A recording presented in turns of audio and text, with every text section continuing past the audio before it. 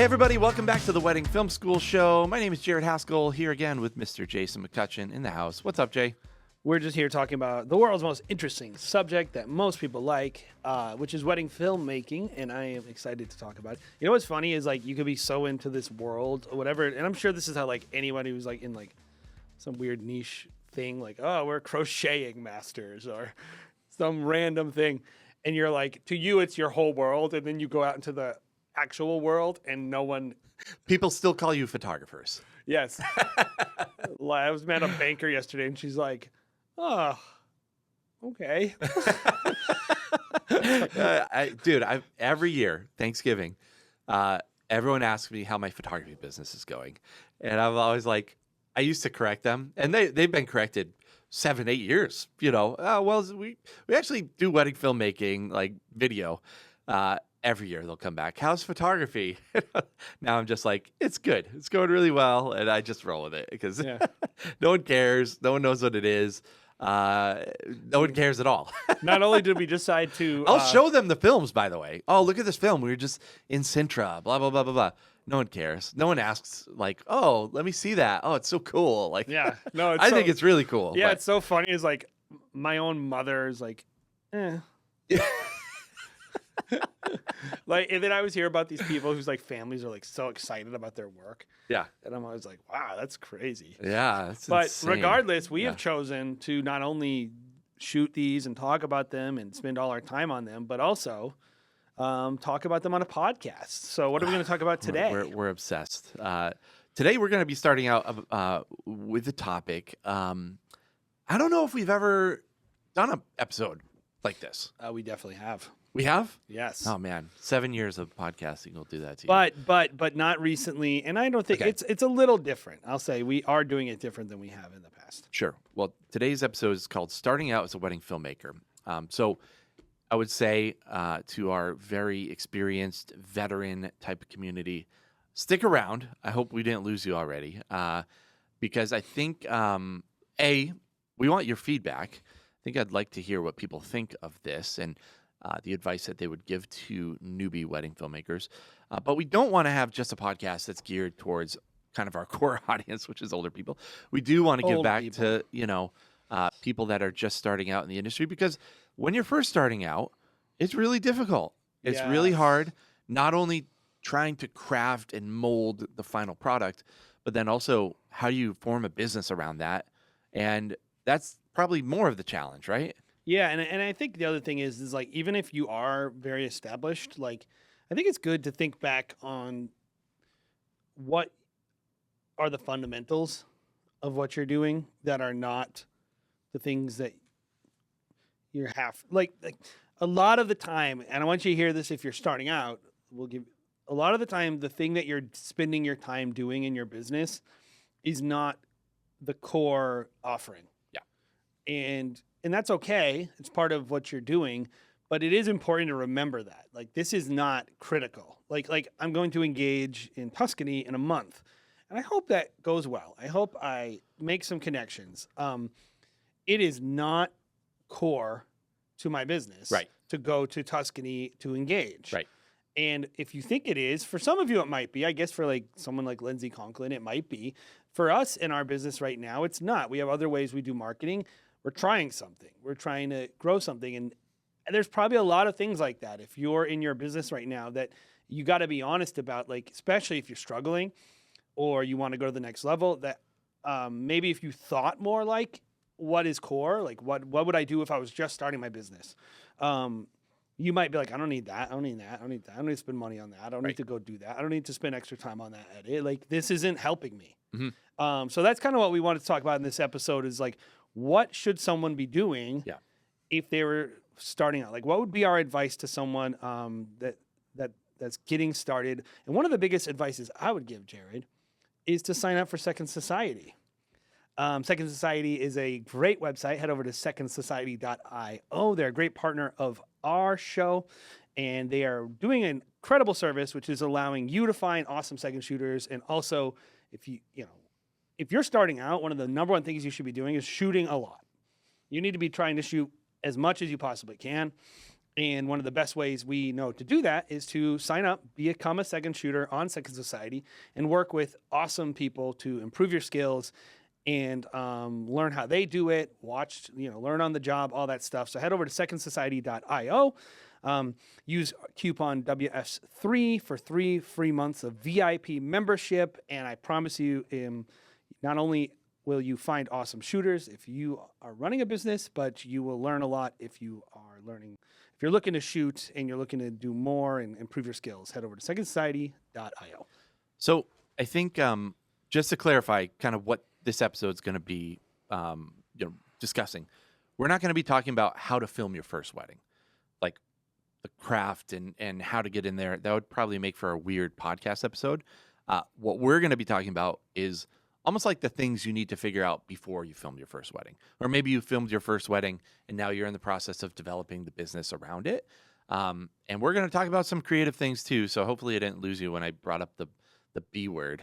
But yeah, we're going to be talking about really like structures and mindset that you should have as a beginning business owner. And I think one of the reasons why we have credibility, besides being in the wedding industry for 15 years, is the fact that we run 3 different brands, and we've done this multiple times. Well, yeah, and we're not telling you that we're rich or that you're going to be rich. Mm-hmm. This is a pretty much dog-eat-dog world. If you're in wedding filmmaking, it's very competitive. It's a low-demand product. It's a luxury product, even if you're offering it at the lower part of the market. So, like, if you don't have good business fundamentals, like, I don't think anybody, especially starting out, is running the kind of margins that will let them just suck as a business person. Like you got to be pretty good like at stuff that most people don't care about or want to do in order to have the longevity to do the thing that they do want to do, which is make films. And so, and that's the exchange, right? Is like you are getting into this industry that's actually really hard to navigate. It's very competitive, but the reward is, maybe you get to eventually work full time for yourself and make a little bit of money, make enough to support a family potentially.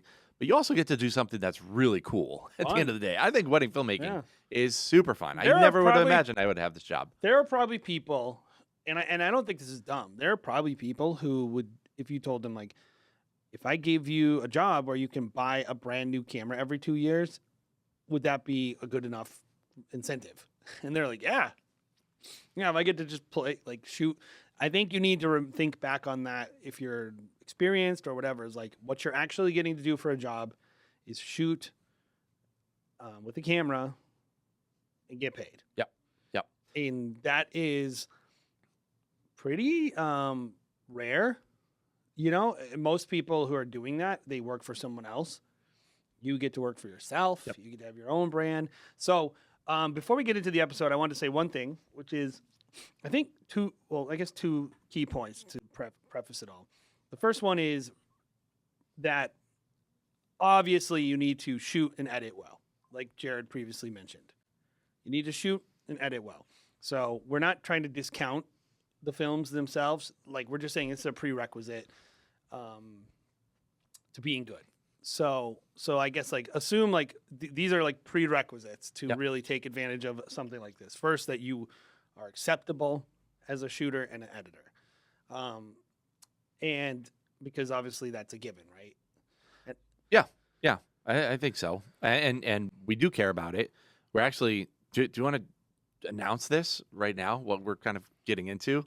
Yeah, we've talked about it a lot. Yeah, what's the new channel that we're dropping? Well, so I might be live now actually, but if you're listening, but head over to Wedding Film 101. There's a bunch of resources on the internet, but of course we wanted to create a resource that was more focused on showing people how to use their cameras, how to edit the films, like, what gear they should be buying when they're getting started. Like, these are not things that are trivial, so we're not trying to trivialize them. We just think that they're better communicated visually. Yeah.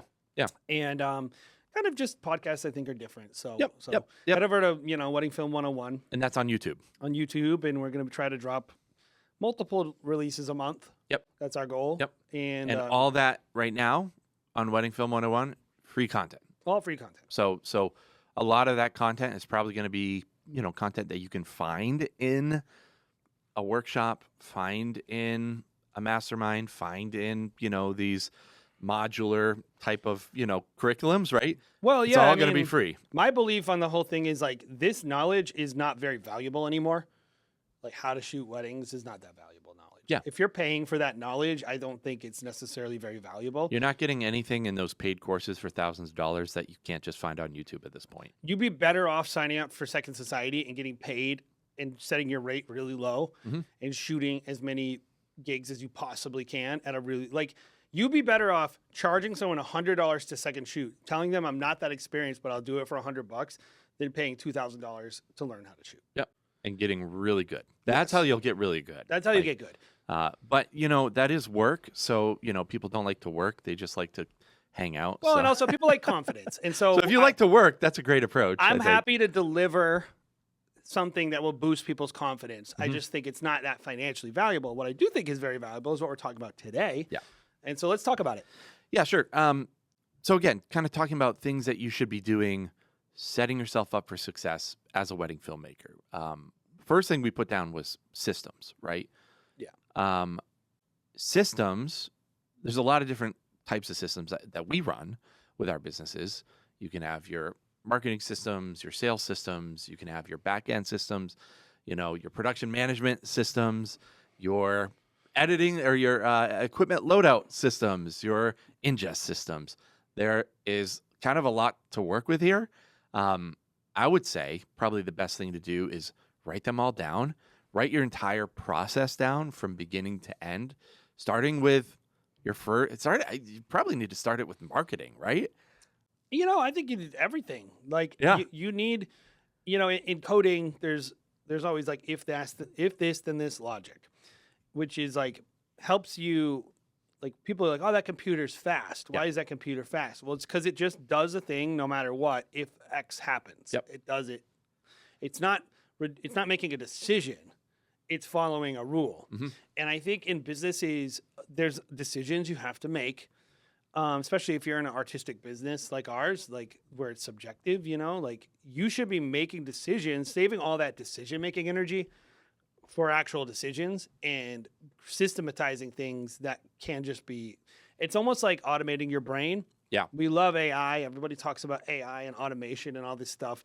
And so few people have any of that in their own systems. Right. Like they don't, if you say to them like, when do you respond like to a lead email? Yeah. Well, and it's Yeah. what's your rule? Yeah. Like, what are you going to do? Like, when does your ingest happen? When after you shoot a wedding? Like, well, and these are important to figure out so that, and you see it in that a lot of people don't know what their systems are.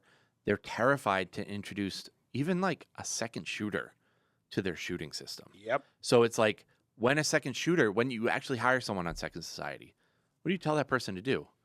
Like a lot of people will be just like, well, you're a second shooter, just do second shooter things. No.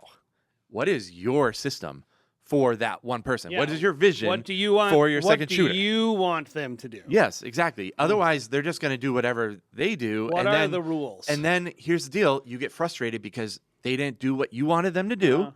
It's your own damn fault. I'm sorry. Like we as wedding filmmakers across the board, and this is where I'm talking to like maybe the veterans out there, like we got to get our shit together. Like get your systems in line and you'll have a better outcome at the end of the day. You'll be able to elevate. You'll be able to do more of that artistry you're always talking about, right? Well, Like- you'll actually know. So a system, you should have anything that you need to deliver or sell your product must have a system. And even shooting. Yeah. But like not primarily shooting, but even because like anyone who hears me saying this, you can't do that. Every wedding's different. Yes. Even though that's not totally actually very true, but I know what you're saying, that people are unique and their day is special and blah, blah, and things change and it's a live event, all that junk. I'm just saying, if you know that your edit is going to need certain footage and you don't have a system with your schedule to get that footage, I know. your entire edit is going to be super time consuming to do. And because you're going to be having to reinvent the wheel every single time. Yeah. And it's going to affect you very negatively because 20 extra hours on an edit is not making a reel, not doing marketing, not responding to leads, not going to networking events. Like all of it is, you're not like, you're one finite resource of a human. You have to view it that way, and a system will help you. To your point, and to kind of reiterate, I think any problems that we have on our end as 3 brands, big company, 8 people on staff, Which we have many problems. is a systems problem. Typically, I I'd can say so. typically, maybe a staffing, like sometimes potentially, like stuff that we say that doesn't get done. But a lot of times it's like, there's just not a good system for this. A lot of times. And I would also say, just because you have a lot of systems doesn't mean they can't be perfected more.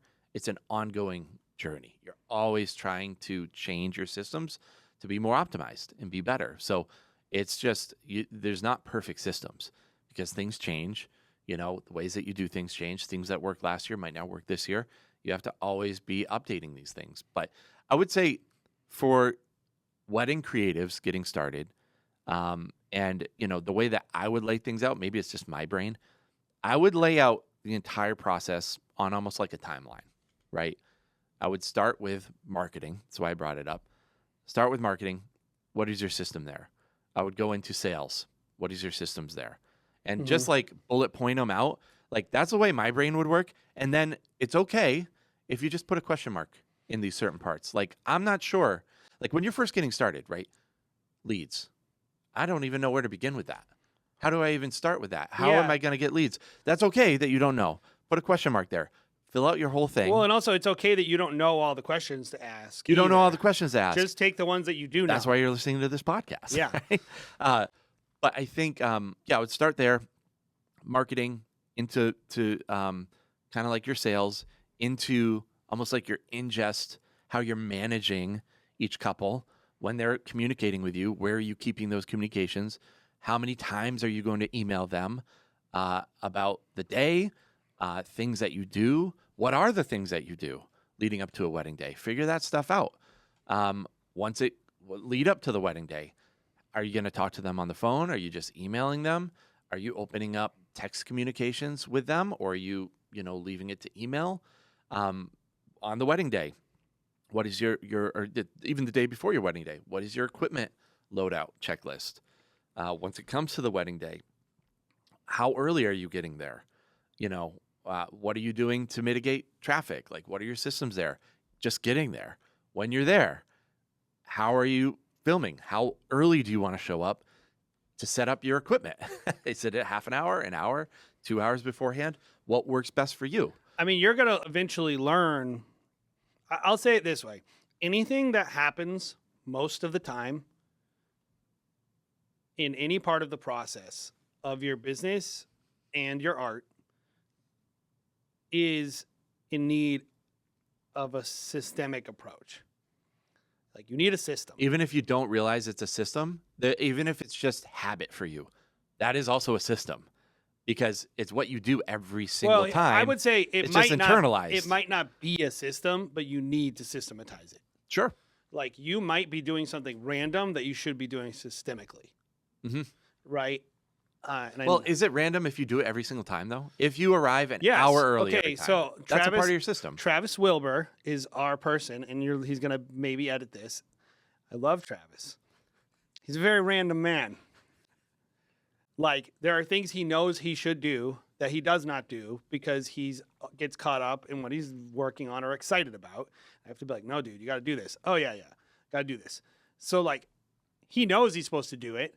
And there is a system that I made. Right, but he doesn't do it every time. He doesn't do it every time. So my point is like, people don't do the same things the same way every time, even if they know they should. Right. And I think I'm just saying, there are people out there that do things every single time. Maybe they wouldn't label it a system. It's just like, oh, it's just what I do. But you should write that down. Yes, because and you should just write down what you do every time. Right. Even if it's not an issue of like, what is the system initially? It's what is the things that I do all the time? Yeah. That need to be done all the time. Yep. Do I know my processes right. for each of them? And I think like systems are about telling you what your processes are, so then you can reduce decision fatigue. Because Oh yeah. if Oh, you are, that's a great point. if like, to use our friend Travis, if Travis would just follow the rules, he wouldn't need to make decisions. So then he wouldn't be as stressed. Yes. Something we say to our staff is stop thinking. Just Yes. do the thing. Just do the thing that we all agreed on. Don't try to make this avant-garde Make thing. everything, make your job like easier, not harder. Yes. And I think that's what we're talking about is like, what are the things that happen or that you do? Because some things might differ from person to person. Yeah. What are the things that happen all the time? These are the things that you don't do. They just happen. Someone reaches out to you, right? On your form, or you need a system for when someone says, I want a revision. That just happens. Maybe you did something wrong with the edit, but maybe you didn't, and you just need to know how to process it every time. How quickly you respond. Yeah, when someone reaches out about a revision, how fast do you respond to that? How fast are you going to turn that around? What are the elements that decide if it's a simple 1 week turnaround or a 1 month turnaround? This is why I push back so hard on people who, I think this is like a thing you see with like luxury wedding filmmakers. They're so good and they have so many leads that they actually start to slip on this stuff and they actually start to do a worse job. And one of the things you always see from I tell people, like, I don't have the turnaround dates on my calendars or on my contracts. Like I tell them, like, I don't have anything in the contract, but I like try to tell them, like, oh, usually within 8 months. And you're like, how could that possibly be good for your business to have that many albatrosses hanging around your neck? Again, like, it goes back to that.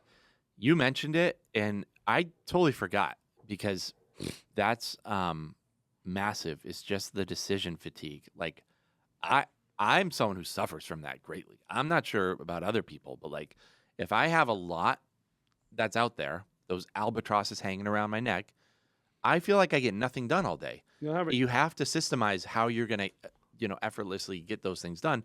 And systems just make it to be like, this is our policy. And I know, like, what if you're talking to customer service, you don't want to hear about a customer's or a business's policy, but it does save you in a lot of ways. If you're just like, hey, this is how we always approach this, then it's like, they can't really argue with that. Well, I can be mad about it, but it's like, well, this is how we always deal with this. Think about how many sales calls that you do. Like, probably at least 600 to 800 a year, maybe a little less, but Probably, yeah. you don't even think about it or remember them sometimes, but in general, they're just happening because they're not choices you're making. You basically say the same thing every time. Now, I will caution you against this, because we do it with our sales, is a system can become too routine. Yep. And A little rigid. You do need to, especially if you're starting out and you're getting into this whole thing, initially it probably won't happen, but always keep your eyes peeled. Just because it's working or it used to work doesn't mean it doesn't need to be scrutinized. Yep. So we're always scrutinizing it, maybe not as much as we should, but in general, they're not really decisions you're making. When you're hopping on the phone, you go, oh, what am I doing today? Bling, bling, bling. Oh, 5 phone calls. Okay, I got to do the 5 phone calls. You get on the phone, you kind of say a lot of the same stuff. You talk about the same deliverables and all. As I'm calling them, as it's ringing, I'm pulling up their project going, oh, they're getting married at Castle Hill. Cool. Yeah. I know what I'm doing. It doesn't fatigue you to do, because it is a known quantity that you just. I have a call It's actually script. Almost comforting, because Actually, my call script isn't even written down. It's just literally memorized. like embroiled into my brain. yeah, and it's like, that's good. Like That's the point. What I'm making is, like, don't reinvent the wheel. Do the things that make your job easier, not harder. And now here's the problem, Jared, that I'll throw it back at you. Great. The problem I see with this is the average person. Now, I know that's what this podcast is about, which is helping people know, but we're not going to be close to helping a person actually know what they should be doing. But the average person doesn't know, even if they have a system, what they should be doing that is good or bad. So what would you say to someone who's like, well, okay, I tried to set up systems and I don't know how, or everything I set up is bad, it doesn't work. Like, Oh, because you sometimes hear a person, it either goes one of two ways, where a person's system is like, oh, I have to have work-life balance, so I'm going to Right. respond to people within a week. Right. Or I'm going to respond to people within an hour. Mm-hmm. Neither of those are very good or sustainable. Yeah, I would say if there's a person that doesn't know where to start, that's where I actually feel like something like the Wedding Film School Facebook community is a great place to be like, hey, I'm struggling with this. What's going on? Like, you have to be super humble. Like, you're just starting, so you have literally nothing to be proud of. Like, or to be insecure about. Or to be insecure about if you're a beginner. Ask questions. Don't be afraid of it. Yeah, if it's 6 years into this and you're still asking some of the same questions, maybe you should be insecure about that. Maybe. Yeah. I think that's fair. But if you're a beginner and you're like, hey, I'm having a trouble getting a hold of people on my sales form. Like, I'll reach out to them and no one ever responds. Okay, they're ghosting you. By the way, that's fairly normal. So like, there's that. But also, I might, as someone who's responsive and someone who's engaged in the community, and someone who's done it for a long time, I might say like, well, how long are you taking to get back to said person? And then you would tell me a week, and I would say, there you go. That's a problem. Try to get back to them in an hour. Like, set up a system so that you can do it. See what happens. See if your rate goes from 0 to 10% or 20% response. Like, that's probably why I think you said, and keep track of it. Mm-hmm. Keep track of it. But you got to just document what it is that you're. That's why I think the best way to put it is, what are the things that happen all the time and that you do all the time. You don't have to write down the system initially, but do document what are those things. Mm-hmm. And then go, okay, if this is happening all the time or I'm doing this all the time, what is my system? Yep. And I think that's probably where you should start, is not making a perfect system, but just documenting what the systems are that you need to make perfect. Yep. So, I don't know. I would recommend that they have probably like a Google account that has Google Sheets. Like, get all your stuff in line. Yes. Google has a ton of resources for businesses. I'm sure there's a million out there. We use Google. It's easy. It's uniform. Yep. Everyone knows how to use all these things. So get Google Sheets, get, Google Docs, and just start there, I would say. Find ways to keep track of your leads, on the front end. And people. We use a CRM. We use Honeybook. Yep. Fortunately or unfortunately for many out there. They're not a sponsor. I can talk shit. I mean, we could do a referral code and get like $100 off. Yeah. So. Yeah. It's helpful for our free subscription over there. I will say I called High Level yesterday. They're like a competitor, kind of, but they're more broad than. And the reason why I'm interested in them is they have text messaging integration. So they can, I don't have to use like Text Magic over to like CallRail through Zapier, like all this, weird systems. And I called this girl for a Zoom. She was like, yeah, schedule a time here. And I was like, okay. I schedule it for like later in the day. Just doesn't show up. I hop on and it's a random dude. I'm like, hey, I was like, yeah, I want to talk about your systems. He was like, oh, I'm just a customer. I just got off a call. I was like, okay, that's weird. So he hung up and I waited for half an hour. No response. So you're not feeling great about that? I'm not feeling great about their system, Jay. Yeah. And then guess what? I did it yesterday too. They're like, hey, schedule. I was like, yeah, I have a 2-week trial. I'd like to get in there and have someone walk me through it. Same exact thing happened. A random dude is sitting on his Zoom like this, like probably hand down his pants. Like, well, I mean, this is and the I'm thing. like, is are like, you with High Level? He's like, no. I was like, this person's just using the same Zoom link. But the same thing happened. I was like, dude, all right, done. Well, I was like, maybe. Like, I like the system, but I like their idea. That it has text messaging. I was like, all right, I'll plan it 2 days in advance, and we'll see if they pick up tomorrow. But well, I mean, I think what I would say is this: if you're having, and this is for your own business, if you're having a problem with a business that you're working with, it's like everyone at a restaurant is rude, or anything. Just know it's probably a breakdown of their systems. Yeah. And they don't have a, like, we feel like, oh, cultures. It's like culture is just systematized human behavior, though. Yes. Like, and yes. so, like, what is acceptable by that boss from his employees, or what is acceptable by the boss towards you? Yep. You know, like if a boss, every time somebody makes a complaint, goes, get out of my restaurant, and kicks you out, the employees are going to do that. Yeah. And I think, like, we forget that we are running businesses too. And maybe you're your only employee, but still, like, you have a culture. Yeah, totally. I mean, people say it about us all the time. I mean, we got a text from our buddy, Joe Lauren. Every year I feel like he text messages the same thing. He's like, I'm always working with new guys at your team, and everyone you send my way is always awesome. And, like, he'll send me a photo of them, like, fooling around, like, hanging out. Chained up inside of a dog crate. What? He doesn't do that. He doesn't capture them. Oh, what? Kidnap them. What?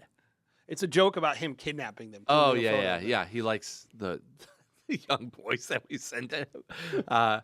No, he likes everyone that's on our team. Whether it's Brian Nelson when he used to work with us, and Zach Krasidla, like all of our team members along the way, because we have a system of how we bring people onto our team. How we teach them how to conduct themselves. How we teach them how to conduct themselves. What is acceptable? Like, how to deal with a photographer. Like, we have systems for all these things, and, like, that just comes from years of experience and sharpening the tools that we have over and over and over again. So I would say the first thing you have to do, write all those things out as much as you possibly can. Wherever you have question marks on that timeline of systematized events, reach out to more experienced people. Ask them how they do certain things. That is how you will become better and have better systems. Yeah. And then as you learn more, obviously you're going to know what to know. It's okay to have gaps in your knowledge too. Yes. Like, you don't need to solve everything to get going. It can seem really overwhelming. Yeah, and it is. It's what I do for a full-time I would say job. like the biggest thing I'd tell you is just do it anyway. Yep. But just having at least an analysis of, like, what you know and what you don't know is probably pretty important. And then as you learn, fill it out. As you learn more, try to document it, because we can give you some tips, but the reason we're not doing, like, here's the systems and how your system should be set up today is because we don't know you. Right. And your systems are going to differ based on a lot of factors. Yep. Like, and so you just have to, what we're really saying is care about this. Make sure you emphasize it when you're starting out. Probably most people don't when they first start out because they just want to shoot and edit. And we're saying, maybe don't just be that way. Yep. Yeah, I mean, you just don't want to be reactionary to everything and have to solve problems at every turn. It's just going to make it so that you don't get anything done in the long run. And there's a reason why no one in this industry turns around wedding films as fast as they should. Like, and I think a lot of it just has to do with bad systems, bad planning, and, bad responses. Yeah. Lack of professionalism. Yep. Yeah, I mean, that's at the end of the day, that's what it is. If you don't have systems, you're not very professional. So let's talk about the next point, which is price point, which is maybe a little bit tricky to talk about for newbies because everyone's going to be all over the place. Yeah, I feel probably. Like it's so, I think. Well, this is the problem with this whole subject is, like, and we talked about it beforehand in show prep, but we were talking about everyone's going to be starting. Like, if you're a wedding filmmaker starting out, you're at a different place than a lot of other people. I would say the people that I'm probably talking to mostly are going to be 95% of the industry who's going to be starting in wedding filmmaking because they have an interest in video. They want to have a cool camera.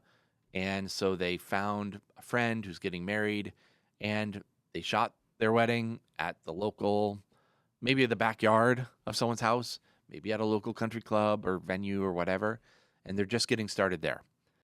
The problem that educators have is a lot of times we tend to focus on, like, super boutique people with super rare and interesting stories, like film majors who, did X, Y, and Z, and they did like in terms of, like, people right should away. Be, like, inspired by. Right. Like, there are people in the industry that don't kind of have that stereotypical, starting point of, like, just starting at actual ground zero. They're an art major, and then they have art friends, and they got married in Tuscany, and that was their first wedding. That is not most people. I'm not talking necessarily to those people. I think I want to talk to I the think, majority of beginners. yeah, and I think like most people, their number one problem when they're starting out is they don't have enough experience. It's that basic. Sure. Like they need lots of experience, and like that's it. They just need lots of experience. Yeah. They don't need to make better films. They don't need better couples. They need lots of time with a camera in their hand. They need lots of time at weddings, being at them, experiencing a range of experiences, and they need it to not, whatever mistakes they make, to not destroy their careers. Yeah. Like, and like, I know that seems like kind of a depressing beginning of your career. Yeah. But I don't, I just think it's like, for most people, that's where they're at, right? Yeah. I think if you're a beginner, you should do exactly what you said. And this does have to do with price point. Yes. With second shooting, go out there, log into Second Society. How do you find your rate? I would say you should have a grade rate. So like start, and this is a system that you should have, right? Start at $100, like you said. Once someone hires you to $100, next one you take is $200. Next one you take is $300. Next one you take $400. Till you're at a point where you're like, oh, I'm making $500 Maybe in a day. percentage would be a better way to do that. Maybe a percentage, like maybe $50. Like do 20% do it less every time. Yeah. Because then it scales better. Whatever it should, make it scalable so that you're finding where your price point is. And then when people stop calling, you're probably too expensive. But you'll know where that is. I think for a second shooter, I mean, most people are going to want Yeah, like but it's related probably. to running your own business because like you're learning about how to sell. Right. And most people think the way you sell things is be the best shooter. And that can be true, or make the best film, or have the best branding and logo. But in reality, best is relative to price, right? And so it's always like, be the best shooter that is available in the market that you're close to at the price the person wants to pay. Mm-hmm. And how many times have you went to a website and you click, like, let's imagine your refrigerator breaks today. You might have some features you want. So maybe you go, oh, it has to have an ice maker. Click filter, like add ice maker. Mm-hmm. I want these 3 manufacturers because they have good warranties. These 3 manufacturers. So like there's some criteria when you start out. It's not like you're just like any fridge. Mm-hmm. But the very first thing you do, once you have an idea of what you're willing to accept, sort by price. Either highest to lowest, lowest to highest. But you start looking at price right away. That's how you make a purchase. You're like, okay, this has the features I want at the lowest price. And like, that's ultimately how you have to process, like you have to think about every market, not just refrigerators. And I know for people like, you're making it a commodity. It's like, I don't know what the customer thinks about what it is. I don't know what they think they're buying, right? Like, do they think it's a commodity or not a commodity or art or what? I don't care. I mean, what the customer thinks they're buying in terms of like I just want to know what they're willing to pay for. Yeah. And I think price is about that. Mm-hmm. And so to your credit, or to your point of like, you're setting yourselves up on like Second Society. Mm-hmm. It's the same with weddings, selling the actual packages, which is like, you're trying to figure out what the market will tolerate. Mm-hmm. And so many people are way too slow to adjust this. They just like dig their heels in with price and packages and things like that because their ego gets involved. And yeah. And if you're just starting out, your main goal should just to be busy. Just find whatever you can do to be as busy as you possibly can, while making enough money to like pay your gear down or pay it off. Like that should be your goal. Like you said, get in the room. In Hollywood, they say, get on the lot, like serve drinks to, extras. That's how you get on the lot. You can talk to, just get in the room. That's the point. And so starting with like a scalable model on Second Society, maybe not starting with that. people will do that for their actual packages for their business too. It's not something I've ever done because it just seems like a lot of work. And maybe if there's a system of like a percentage every single time, it just seems like a lot to keep track of. Like, I would just say make yourself marketably competitive so that once you have experience, you know, oh, $12.50 for a wedding film, knowing that you're not gonna make money on that, but you're getting the experience, you're getting a reputation out there, you're able to put these systems that we talked about into play, see what works, see what breaks, Uh-huh. and you're just greasing the skids, Well, you know? price is the great truth teller, Mhm. because if you and another guy are competing for a gig and you're both $4,000, you know, and you lose, you either know you're bad at sales or your films are bad. Mhm. But the problem is it doesn't go like that. Yep. Like it can be how they're structured, the packages are structured. It could be like if you are always losing to this other person, so many people look at the work and I'm like, just look at the price first. If they are cheaper than you, oh, yeah, this person's undercutting me. That's a really pathetic way to say this person, that my price is not producing, like, it isn't producing a perceived value. Mhm. Like, the customer looks at your thing, and we run into this with Huxley Film.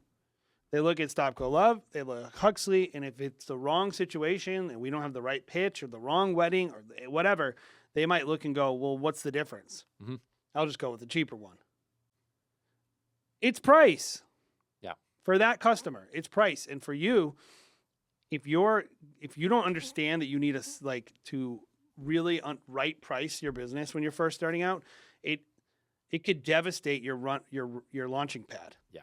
And I think that's what we're really trying to say is when you're starting a business, you need to do everything possible to grease the skids to get yourself going, because like I don't think people can. How long can someone run a bad business before it just destroys them? Like not very 2 long. years. 2-3 years max. Yeah. You know, and like at that point maybe they keep going, but at the Yep. end of the day it's like I would say focus on like get on Second Society. They'll give you the experience. mhm. The main goal should be you're booking yourself at a very competitive rate. Even if you're like, I deserve more than this, Mhm. book yourself at that rate. Because then as you start getting people, in the door, you give them a great experience. And we haven't really said that. Obviously, guys, you have to give these people great experience. That's going to drive demand. Once your demand reaches max capacity, let's talk like that's going to be different for everyone. So it's hard to say How do you a think certain price influences demand for people starting out? number. I think the lower you are, the more intriguing you are to more people, which is going to drive up demand. I mean, I remember seeing something like if there's like 3 components: branding, like the actual content in the ad, and then offering. 60% of a customer's perception of an offer is the actual offering. It's price. Price, well, and also value, but Sure. like it could be they get more. Yep. For the price. Yep. But it's going to be like how your packages are structured and what they cost, especially at the beginning of your career, matter a lot more to being successful than What's the remaining 40%? It's, I think 20% is the actual ad. Mhm. Like, is it the a ad cool compelling? ad? Yeah. Is it cool looking? And Yep. then I think branding is the other like 20%, Yep. which is like, is And it probably changes as you go up in the market. Branding becomes more important. sure. But because all the other stuff is already vetted. Right. Like if Right. you're buying a luxury product, you're buying a pre-vetted product. Yep. That's what it is. It's like, well, I'm buying this Coach bag and like, oh, Coach isn't good. Well, You're buying the brand. everyone thinks they're good. Yeah. So that's all that matters. Yeah. It's like, that's why you're willing to pay.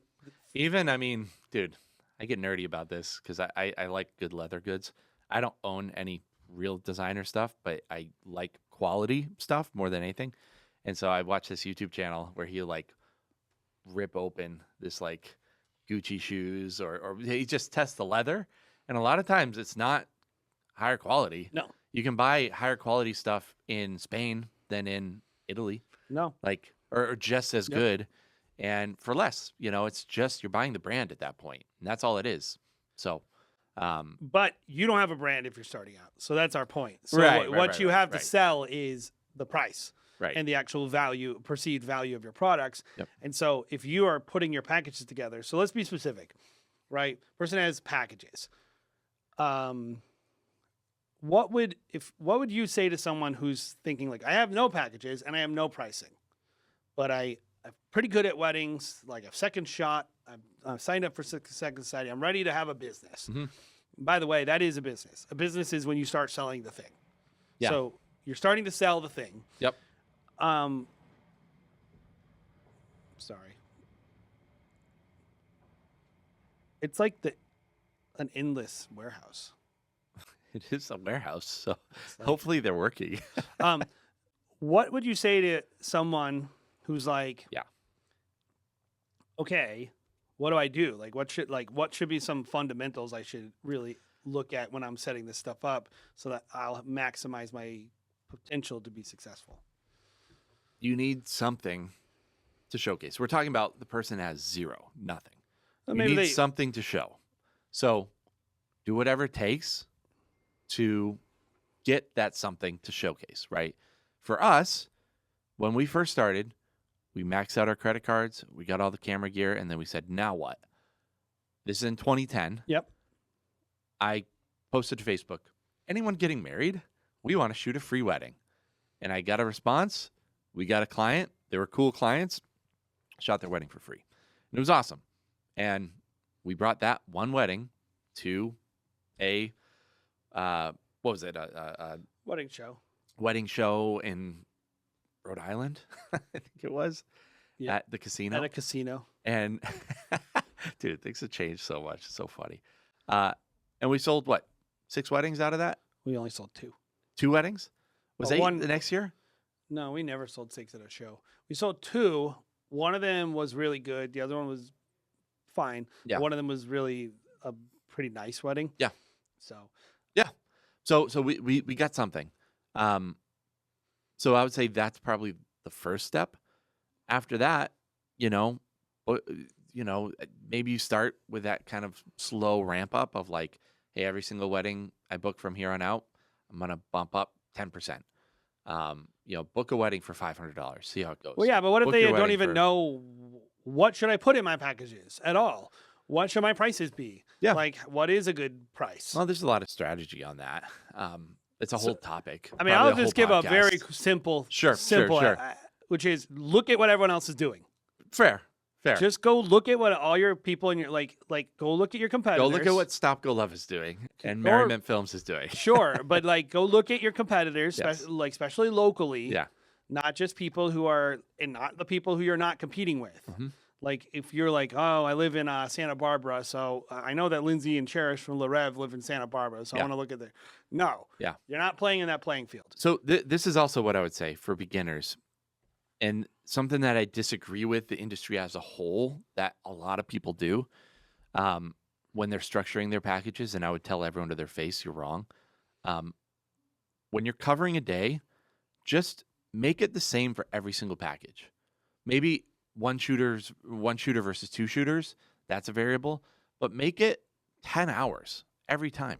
Why would you try to undercut the Especially product? at the beginning, right? Yeah. Like, what are you doing? Like, your time is really worth, like, 6 hours versus 10 hours. Your time is worth dog shit, man. Well, you Like, have just to stay for 10 hours and produce the best film you can. you have to get home at 10 and open the door and look at your kid. Watch and then close Netflix. the What are you door. doing? You're not doing anything. Just stay longer. Produce a better wedding film. Like, it's the stupidest thing in the world. To me, like, no one's time is worth anything in this industry, as far as I'm concerned. If you're hired to do a wedding, stay for 16 hours and produce a good wedding film. Those you need to Well, do. and also like the average, if you're starting out, you need to reduce variables. Yeah. You need to have more consistent content coming in the door so you can keep working with the same deck of cards. Yeah. And learn how to refine it. Yeah. And I think a lot of people, they're like, well, I have this one package that gives me 5 times more to work with. And I have this other package that's my opening package that gives me nothing to work with. Yeah. And so 60% of the weddings I shoot are not going to be possible to use in marketing because I'm shooting for 6 hours. Right. The content's crap, and I can't. And do it's just anything with it. inconsistent as far as the client's concerned. Like, they're like, well, package 1 has only 6 hours of coverage and your film is 2 to 3 minutes. I want 6 hours of coverage for a 7 to 8 minute film. What do you do then? Like, do you have this weird system of like, it's not clear to the No, client. you can't make the same film with different Right, coverages. right. Like It makes it so I see, consistent. this is what Yeah. people do, and this is a terrible sales ladder, but also a terrible production ladder. They go package 1, 6 hours of coverage, 2 to 3 minute film. Yes. First of all, that film will suck anyway, so keep that in mind. And you and I might know that. The client might be like, Oh, that'll be good. That'll be good. I want that. And then the videographer's mad because it's like, well, you should have ordered a better package if you wanted a better film. No. Your No. goal should be to provide a great product no matter what package people are buying. Yes. So by making your coverage the same across the board and making your wedding film the same length across the board, that is going to create a consistent experience every single time. Yeah, there's a lot of ways Just to do do that, it. guys. There's a Trust lot of me. ways you can do it, but I think like adding things to packages, whether it be time or deliverables. Because that's where people would come. It's like, well, what do I add to make different packages? Yeah, it's like And I'll tell you. I guess it's fine. Like you got to be careful making films longer. Yes. But I do understand. Like there is going to be a point in your career where you're like, I can make a longer film if the person wanted to pay me more money. I could do that. I am shooting enough, and But even us, like, we require 2 days of shooting in order to put together a 12 to 16 and minute that's film. based on experience. Yes. That's based on us spending years doing it and realize and like. And thinking, it's 2 separate films, 5 to 6 minute film, Mhm. 12 to 16 minute film. And I would sell them one or the other. Right. Yeah, I don't really same. care, but I know I wouldn't make that film with 10 hours Without of enough coverage. ingredients to put together. And so you Yep. don't know what that stuff is when you're starting out. Yep. And so it's better to make it simpler for yourself. And simpler for the client. Clients will understand if you say like, "Hey, you're going to get this core film that I make."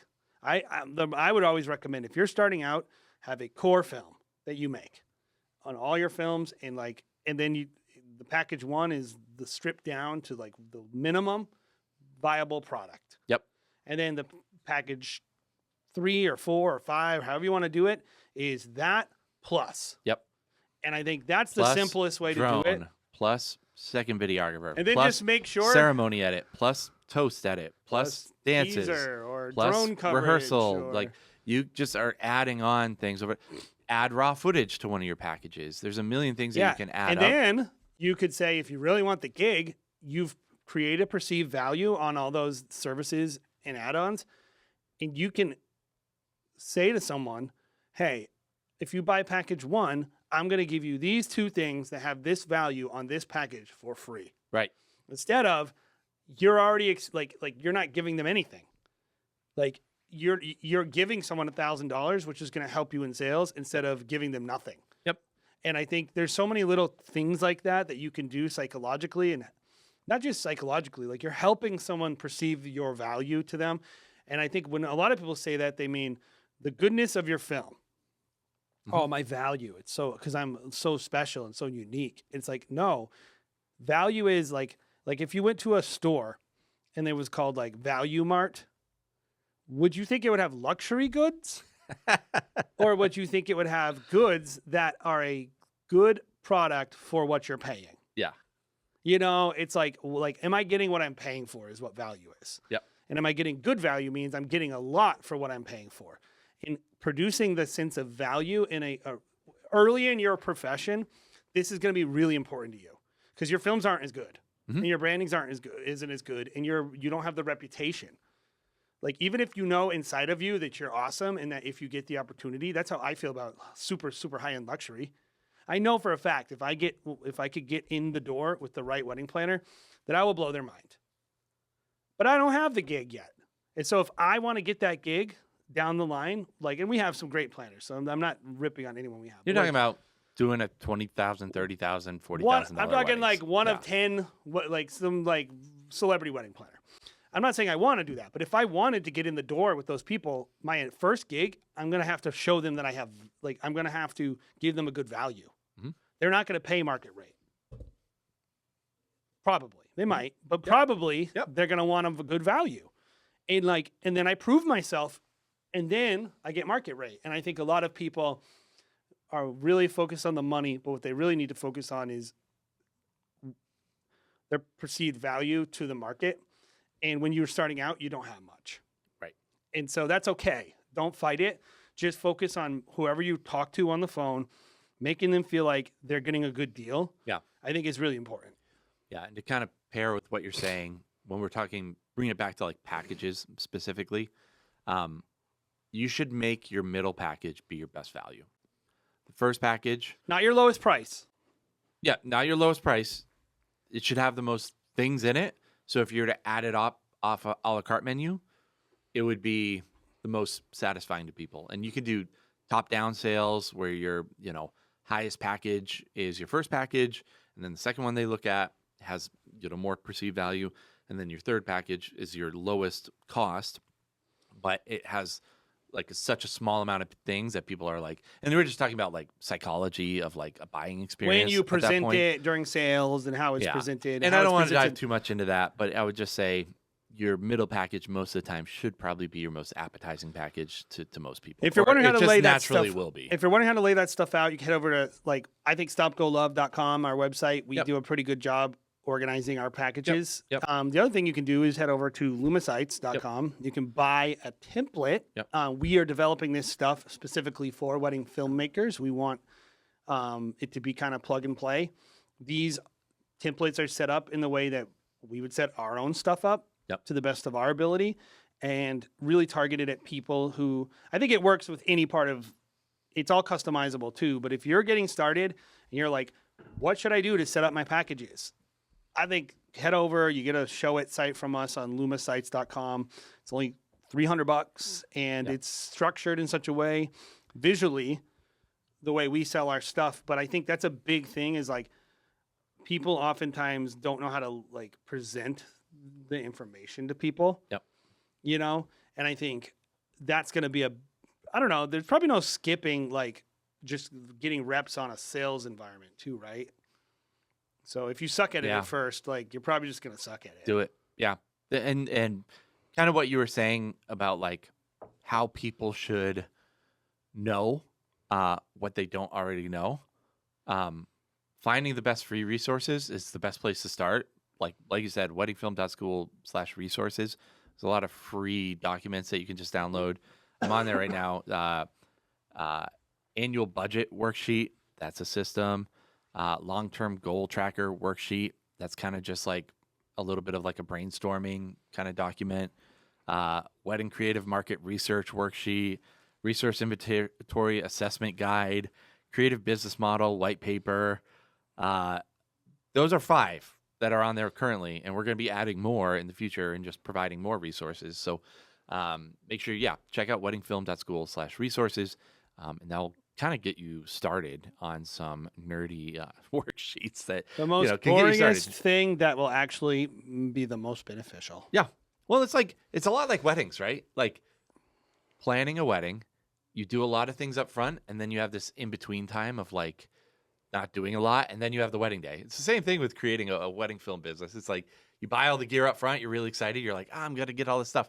You maybe even book a couple weddings, and then you're like, well, now what? You have all this time in between. This is what you do in between. Figure out your systems.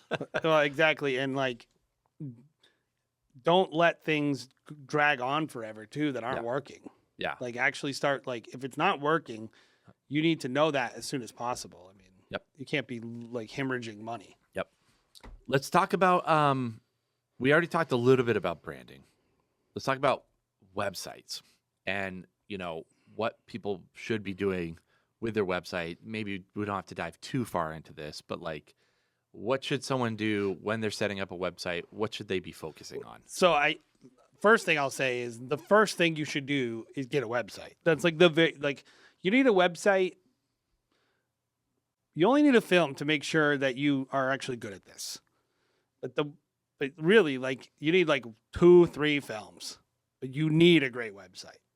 So like, it doesn't have to be the perfect website or the best website of anyone has ever seen, but it has to be it can't be a distraction to what you're trying to do. Like, so you need a good website, and you need good branding. But this is, I think, like a big distraction to a lot of people, because branding is like what people say about you when you're not in the room and you have no brand. Like, so what they really mean is good logo. I know. And it's a thing that when people start, it's a thing that people obsess over. Like, oh, I need to have some form of like distinction with my overall brand and then with the type of films that I'm creating. And I'm always like, that is a crap goal.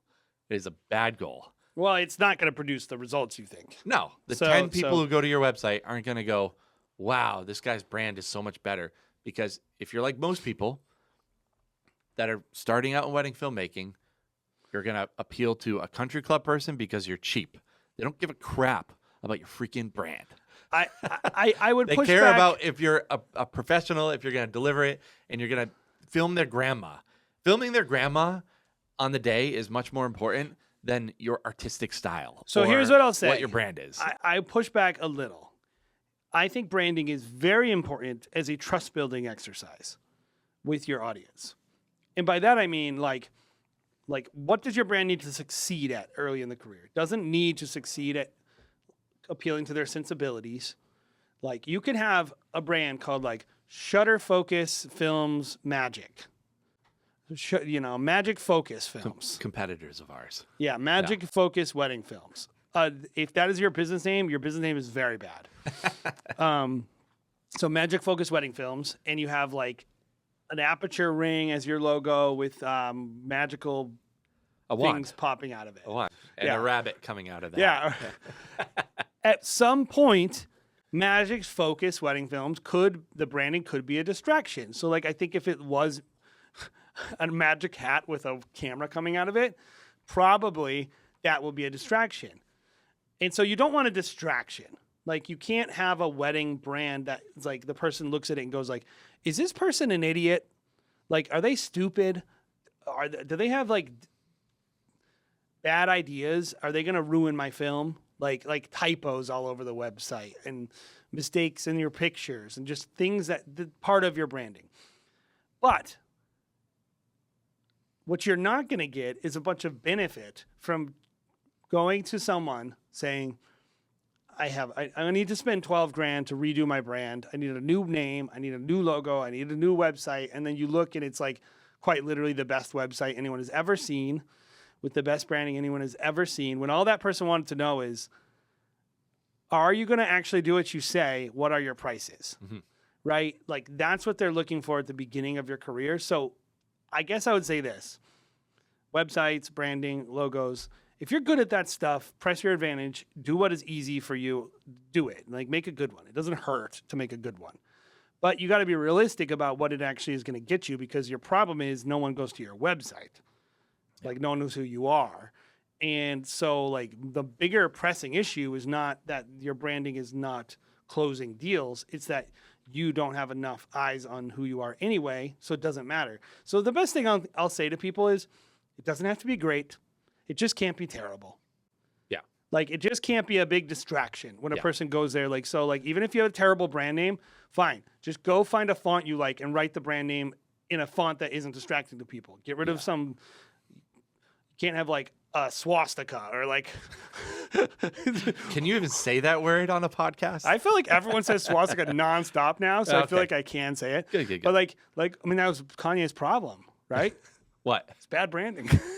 Oh my God. The racism doesn't have anything to do with it. But I think, like, you can't have things that make you look like you are going to screw up their wedding.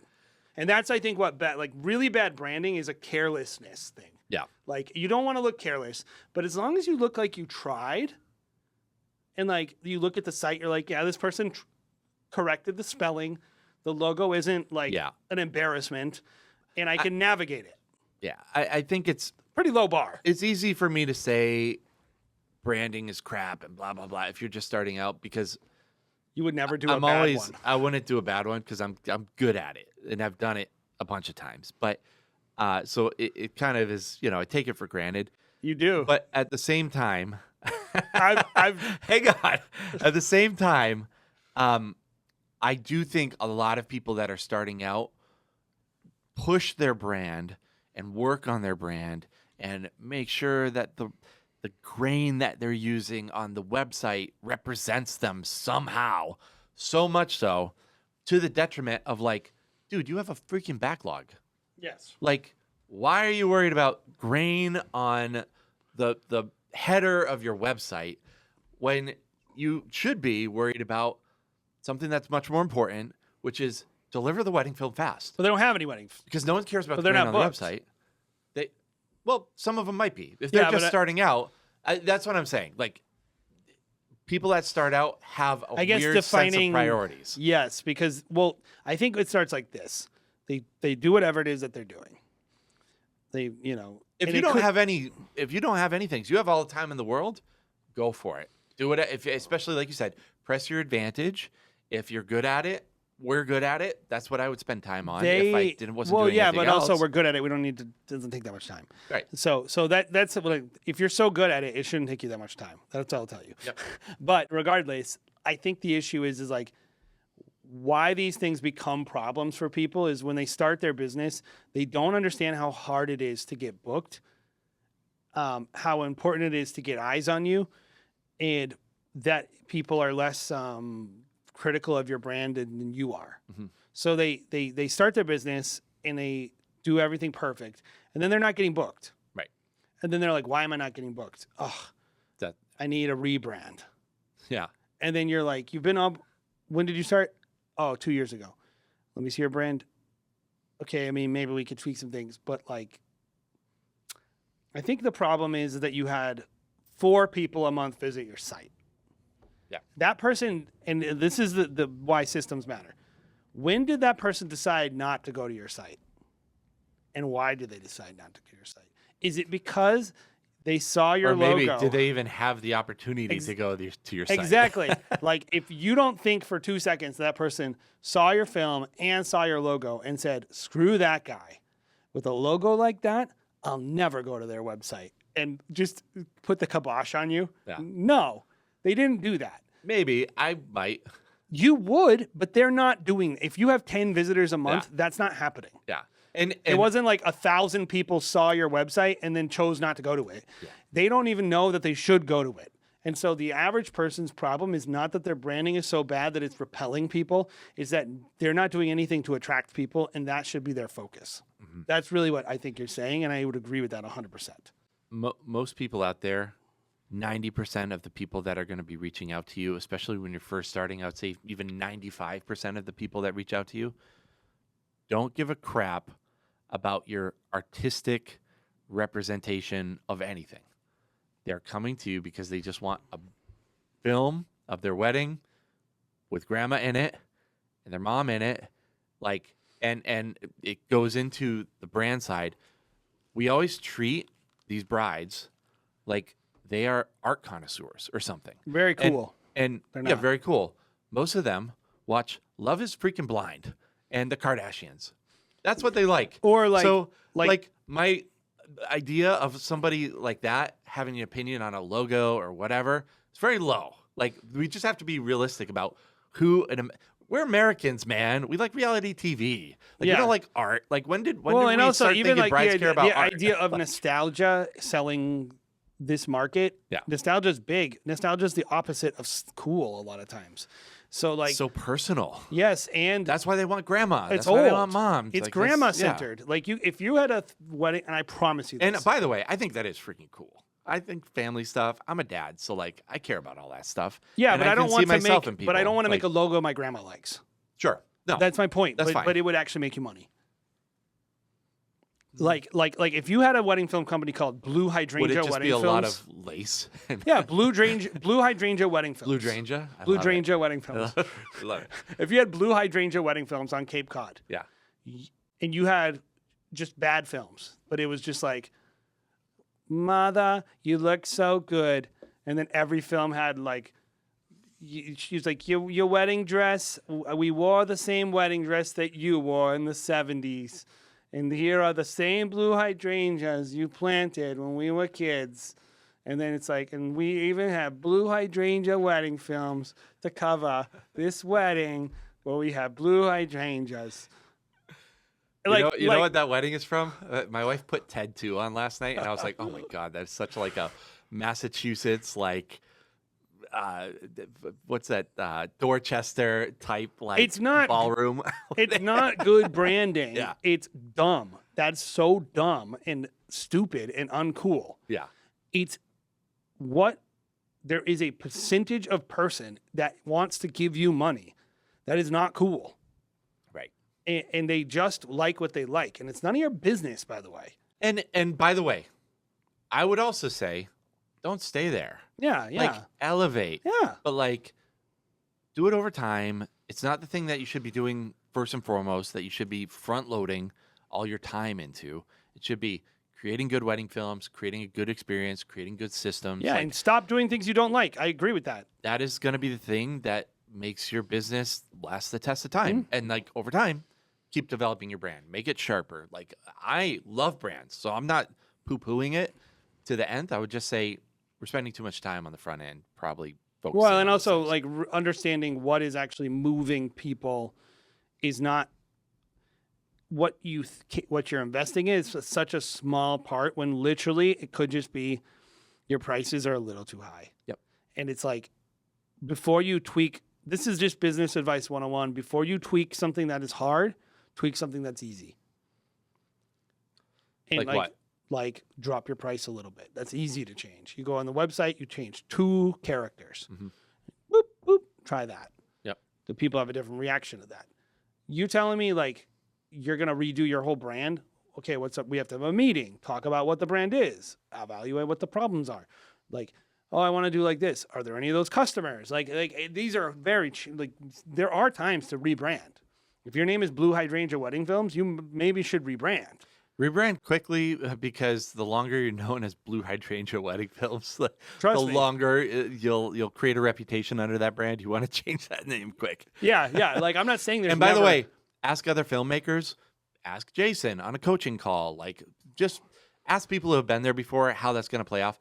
I was talking to what's his name, Josh from Birch. First time I met him, he's sitting down. He's about to go on and speak at Engage. And I'm sitting with him. I'm sitting with Lance, his CEO of his company. And I don't have any idea who they are. I'm just sitting there. And Josh is like nervous talking to random people. And I'm one of the people. He's like, what do you do? And I was like, oh, run these companies. What's the name? Stop, Go, Love. He was like, he didn't like the name. And I was like, I know, but we've been around. Like, I would totally change it, Josh. I agree with you. I don't like it that much. I'm around it a lot, so I'm kind of numb to it. But I don't like it. But we just have a name. But like we are known as Stop, Go, Love, and it's not really hurting us. Like, and then I got to go into the numbers. Like, hey, this is what our 7-figure business is doing. This is what blah blah blah blah blah. No So offense it's to like, Josh. I know Josh, but I'm like, you don't even know the guy. You're just gonna react to something. Ooh, that's it's not Birch. Birch is a cool name. Like dude, I'm a brander. Like I understand. Like we understand what we're doing. But yeah, that's why you should change it There's quick. definitely a time where you need to change your name. I'm Yeah. just saying what is probably affecting you more than anything is that you have no lead generation. Yeah. And then when you do get leads, your offers are bad or your prices are too high. Like something simple is probably the problem. And like when you're first starting out, you have a lot of very upfront, very obvious, simple issues that need to be tweaked. Tweak those first. Yep. That's really all we're really saying about branding. We love branding. We think it's important. We think your website really matters. And I would say your website is not necessarily branding, but it is user experience. Your website matters more than your branding. Yep. Because the website will be how a person navigates looking at your portfolio and looking at your prices and reaching out to you. Yeah. And if a person goes to your site and they have a hard time with any of those things, you're screwed. Yeah. Let's talk about Merriment Films. Yeah. Because Merriment Films is our kind of volume brand, I guess is what most people would categorize it as. We do less volume there, though. It's definitely more affordable. It's more affordable. We're doing less volume now, but long term, this is something that we could do 300 wedding films a year under this banner. And I think it's the reason why I want to talk about Merriment Films is because it's probably more in the world of like where beginners are going to be starting. Our price point starts at $2,000. We go up to $4,000. We have packages that go to $3,500. Yeah, I think our But average sale was like oftentimes- 28. I think it's more. I think it's around 3 now, because we have a lot of people that will go up to $4,000 and just add a la carte menus that- all the way up. Initial offering is not very compelling. Yep. I think talking about Merriment Films, there's a couple things I want to talk about, and maybe it does touch a little bit about wedding day approach. I know we said we weren't going to really do a lot of that, but I want to talk about the equipment that we use, why we use it. Maybe it can inform some of your buying, decisions early on, which is valuable when you have limited resources like money. And then also what our deliverables are. So, maybe create like a good model for, someone who's first starting out, which we talked about a little bit, but maybe just bringing it into a real world scenario would be good. So real world, like you're putting your packages together, our Merriment packages. What do we start with? So packages, our $2,000 package is one videographer, no assistant, 6 to 8 hours of coverage. And then our deliverable is a 45 to 60 second teaser film. It's kind of like a starter package. A lot of people out there are going to say, ugh. And to that, I would say, I agree. And there's a reason why. It gets people in the door. $2,000 is very compelling for a lot of people out there that are, looking to spend $1,000. They see a $2,000. They then educate themselves. They go, oh, wow. If I have $1,000 wedding videographer, I have to hire someone off of Craigslist.com who has an old guy with a tubby belly and, is going to show up with a bunch of DV cams and is not what I want. Then they see our work and they're like, okay, $2,000, we can afford that. Then they might see the deliverable and say, man, we really want more. The good news is they can always order more. Yes. Hey, after the wedding, you get a bunch of fat checks, spend more, bump up, spend a little bit more on what you actually want to get. That's great. But it also gives them a little bit of a taste of something, tangible. When you're kind of setting up your packages, like I think it's really important why we do what we do, but also why you should do what you should do is you're going to get, like, you're trying to reduce, like, even with the branding thing we talked about, packages, everything is about reducing people's objections. Yep. And one of the things we're very good at is wiping out people's objections. And one of the objections they might have to booking a package is, well, I want to work with this guy because I know it's worse, but it's only $500 more, but I get everything I get on your $4,000 package. So I'm going to go with him in case I want it. And what we do pretty well and what anyone could do is like, you could buy it because it's not about the money exactly for that person. It's just like they don't know what they're going to want and how their day is going to go. So we tell them early on, like everything you're trying to do in that initial package and sales and everything with those clients is reducing objections, whether it be my logo isn't causing an objection, dealing with my site isn't causing an objection. And of course, putting your packages together. Like, if a person's like, well, I don't want to get that highlight film only because I want to get my full ceremony. Now, maybe they buy that full ceremony. Maybe you say, okay, well, one thing to reduce your objections is you're going to save a little money if you get this top package. This is how much it costs a la carte, but if you get it right away, you're going to get this. But the other thing is if you can get that opening package and later, down the line, if you decide you want it, you can add it. And that person goes, okay, I'm not really giving up much. I'm not even sure I really want that anyway. So your films are better. So I'll go with you. It's like, what are the things that people have objections to when you present your packages? What are the things they have a lot of questions about? How can you streamline that? Yep. I would also just kind of add with that first package and one of the reasons why we do it. And I would say, that $2,000 package, our lowest package ends up being probably 10% of the bookings under Merriment is that first package. So clearly it's not very palatable to a lot of people.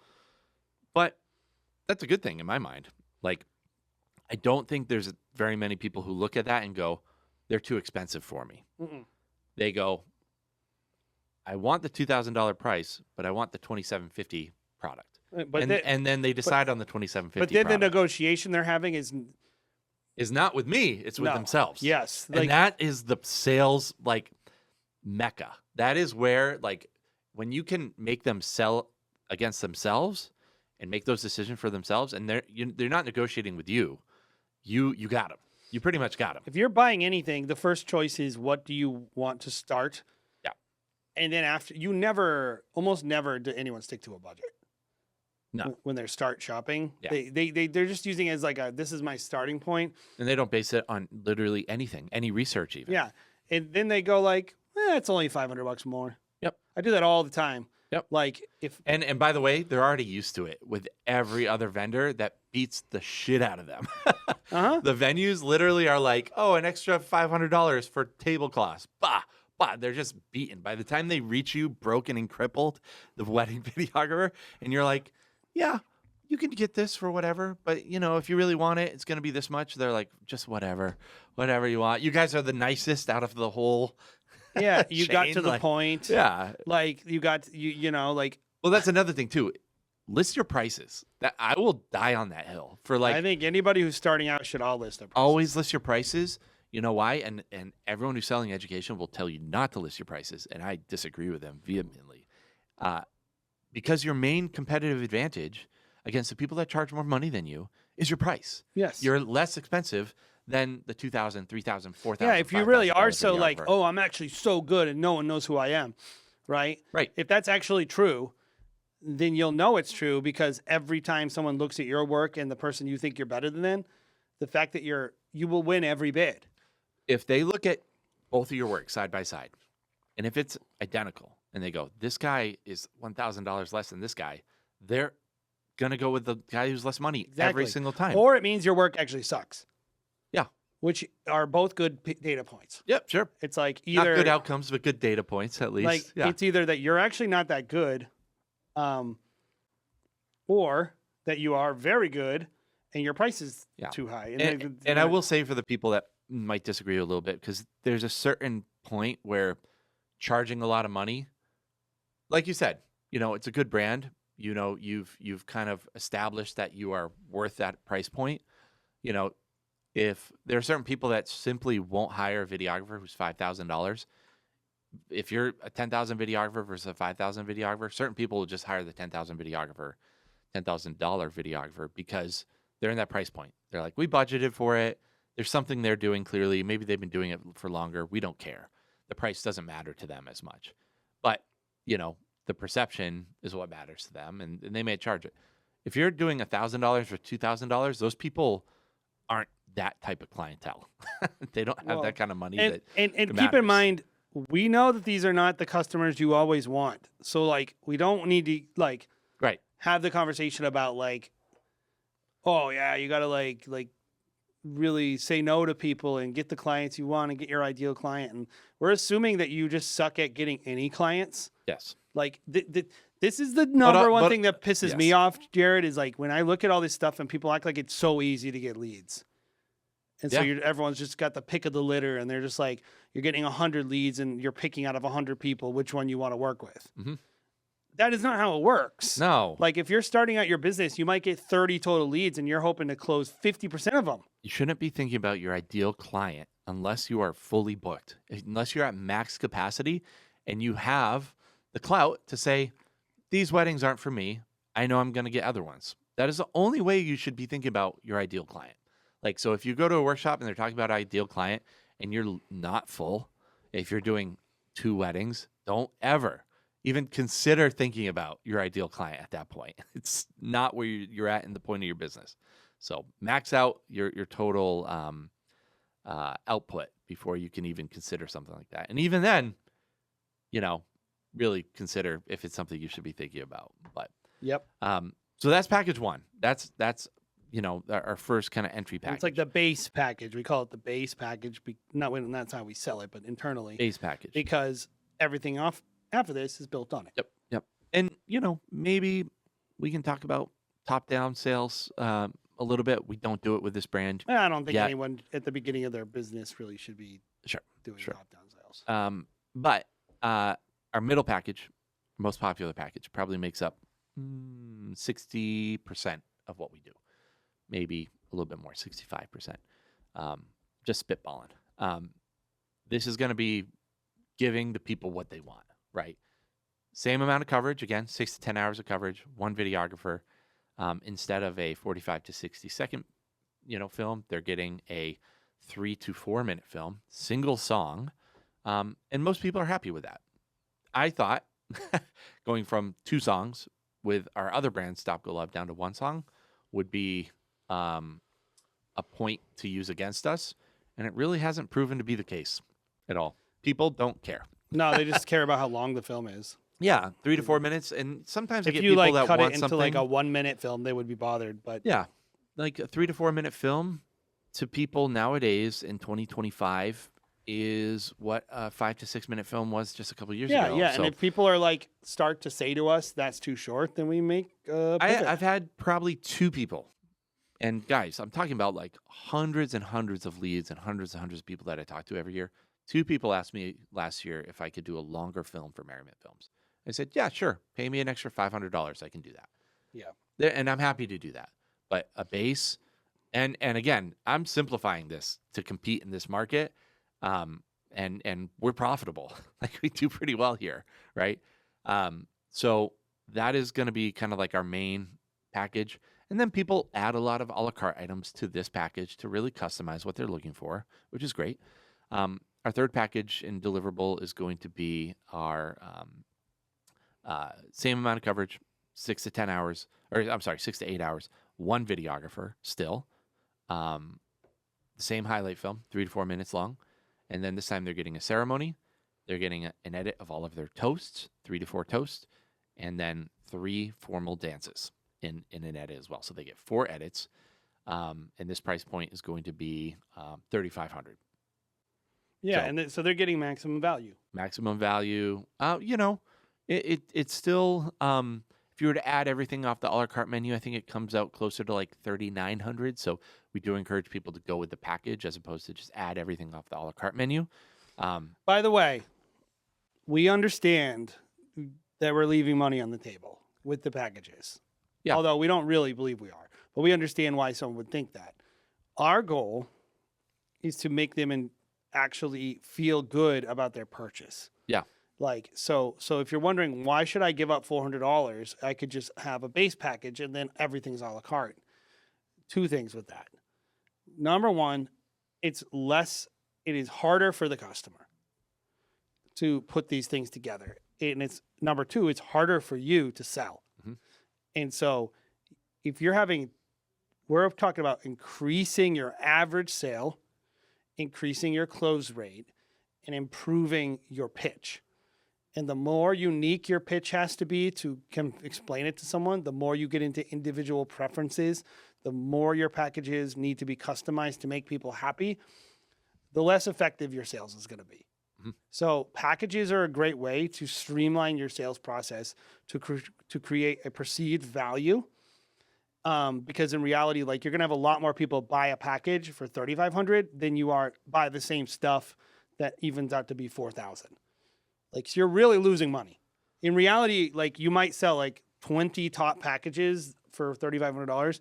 You might sell those exact deliverables with a base package and all a la cartes 5 times. Mhm. Just because how complicated, because like if people can start like customizing and everything's that way, I think if you're really in high demand and you're very high priced, it does make more sense to kind of do it that way. Because every pitch is individualized. Yeah. But when you're first starting out, packages are really important. Yeah, I agree. Like that's why like we always tell people have a package and make sure that it's more valuable than if the person bought all the a la carte separately. Yeah. I would say those packages, it's just a trade-off. Like I would rather have, more people order that high-end package, even though those things adding up might be a little bit less, because those people aren't really sure if they want it themselves. They're not sure if they're going to want to watch their full ceremony. They're not sure if the best man is going to be half drunk when you hand him a microphone and he's giving a speech. They haven't experienced it yet. So it's like, they're kind of like half the people I feel like are like, do I really need those things? Like, do I really want them? Half the people will be like, yeah, like I Well, yeah, definitely that's the thing is they need don't this or that. really, they don't know. So it's like I would rather them be like, oh, it's a good value. Let's just get it, because then you run the risk of you get to the wedding day and then people are like, that was garbage. I don't want that. You already have those people in the bag if they feel that way. Like, and so it's like it's just a trade off. Like I would rather just sell the higher end packages and maybe do. You a just little got to bit choose more your work. battles when you're Yep. running a business. And in this business, one of the battles that you have to choose is how much explaining do I want to do? Yeah. And how much potential risk do I want on people not understanding things? Or, you know, I always say, like, when you're first starting out, you have enough to worry about. Just try to make it as easy as possible for people to give you money. Yeah. Yeah. Like, I know that flies in some people's face, but it's like, these are the packages we put together, and they are based on what we think people like, which is they want to highlight film. We've messed around with some social stuff where honestly, I'm not 100%. That's a thing we'll be continuing to tweak with Merriment Films, is how social works into people's deliverables. We know it's important to people, but it's like a changing landscape, right? Yeah. But we know they wanna I highlight still f- haven't found that people are willing to really. Everyone likes social media, but one of the things I like about it is that it's free And cheap. Yeah. and cheap. So as soon as you start saying, well, I can produce a piece of content for you that you have to pay for, It's people don't like the idea of having to spend $500 on a social media edit. Like it's just the nature of what you it know is. what they like spending money on with the social media Photographers. edit? They like spending money on speed. Sure. So say you said to them, "Oh, I'll get you a social media edit within a week." Yes. And Like- that's the thing is even with our low package, we tell them we'll deliver within 2 weeks. For just the teaser, Just the 30-second little social media edit. Yeah, but my point is like they're not buying a social media edit; they're buying quick turnaround. Yes. And so it's like people are buying when they look at your packages, they're buying the things in the package, of course, but they're also buying like if you book a cruise, you might book a room, right? And like the reason why people buy like food and drink packages on these things is not because they're like, I can't, like, I guess some people That's are a like, great comparison. I want to get drunk. I want to get so drunk. Like I can't, they don't do the math and go like, oh, I'm going to drink 5 drinks a day. That's going to cost me this much. And go No. to the menu, look at the pricing. They just go, I don't want to think about Great comparison. anything while I'm on this boat. Yeah. The last I wanna thing go to- anyone wants to think about is money ever. When I'm on the boat, when they're spending it. Yeah. I would rather spend the money up front to know that any place I go, I'm just going to say, I want to eat here. I want to drink X. I want to do Y. It's almost like I just want to feel like a king where it's like everything is free. Even though I paid for it up front, everything from here on out is It's free. just like money and like It's it's all psychological. psychology. Yeah. Like it is, and I think like the same thing with people's packages, but also they do want to make sure that you have the memories. Yes. So like I think being clear what they're getting in terms of their memories and their experience and deliverable is really important, but also where the value is. Yep. Totally. Do you want to talk a little bit about kind of how we approach equipment Sure. briefly? I think very briefly. Let's Okay. say this. How we approach equipment is we say we have 3 brands. Huxley Film, we say what is the best what is the best thing that we could get that will A, set us apart, and B, make it that we never could ever screw up. Right? We're never going to have any wants when we shoot a wedding. I don't think that's how you should start your business when you are starting shooting. Is like you don't need to be able to do that to shoot the weddings that you're shooting. With Merriment Films, and probably with your own business, it's about what are the things that we must do successfully. So like lens choices. We don't think what is the best lens. We think what lens will be the most affordable and still make the packages profitable, and what lens will require the least amount, or which lens is the most flexible that will allow me to do the most amount of things without changing my lenses. And then of course, like you're getting into like, does it have enough light? So maybe some specifics about the environments you're going to be shooting in. Yep. But we're just going like, this has a specific criteria. So what I'll tell you, the basic thing I'll say that will work for any shooter is what is the specific criteria that your equipment needs to fill to shoot the thing you sold. Now, maybe you want to develop your brand, and so you're like, oh, I want to buy this tilt shift because I want to mess around with like a new style. You don't have a brand yet, and like you got to be able to make the thing you sold before you make the thing that will take you to the next level. It's like you're not on the next level. You haven't even finished making the thing that you bought. You haven't even reached the level you sold. Yep. You should hit the level that you sold, which is like this exact film. So what we try to do is, what are the things we need to do? And we're very, very like, I like about Merriment is it's like this like subsistence farmer mentality about shooting weddings. It's like, what is the least amount of equipment I can bring and still make this product? Yes. Yeah. I mean, like most businesses, right? Yes. Except About wedding margins. filmmaking, apparently. Yeah. Like, well, the problem with wedding filmmaking is, a lot of people see it like it's A hobby. it's a hobby, right? They do it so that they can have a cool camera and look cool in front of their friend. I say that, I make fun of you people out there that do that, but I mean, it's- cameras are awesome. cameras love are cameras. awesome. We love cameras, but like it's a hobbyist mentality.